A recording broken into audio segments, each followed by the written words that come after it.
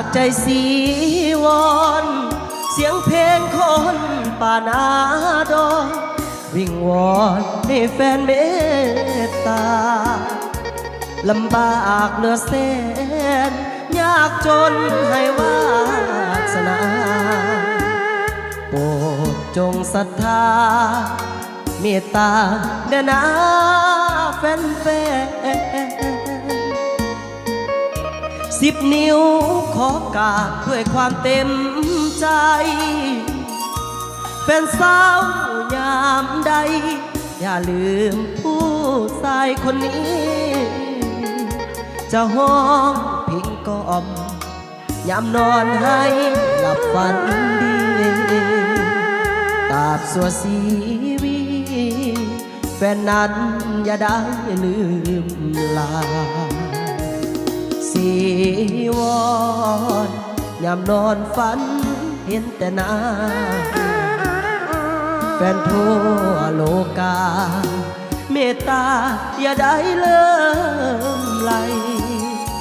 นักห้องคนนี้จะกล่อมแฟนเพลงด้วยใจฝากเพลงเอาไว้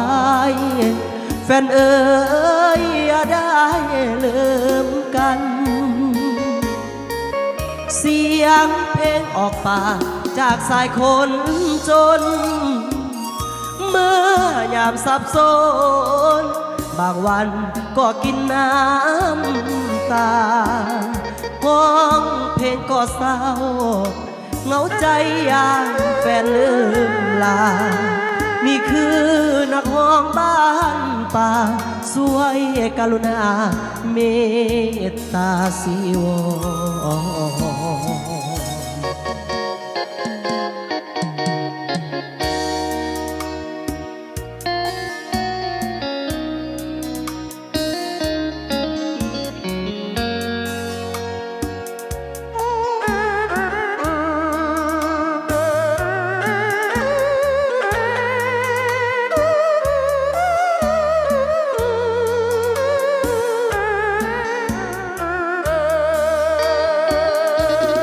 สีวอนยามนอนฝันเห็นแต่หน้าแฟนทั่วโลกาเมตตาอย่าได้ลืมไหลนักห้องคนนี้จะกล่อมแฟนเพลงด้วยใจฝากเพลงเอาไว้แฟนเอ๋ยอย่าได้ลืมกัน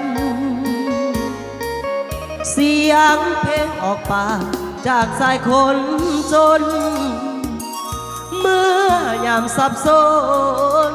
บางวันก็กินน้ำตาห้องเพลงก็เศร้าเหงาใจอย่างแฟนลืมลานี่คือนักห้องบ้านป่าสวยกรุณาเมตตาสิว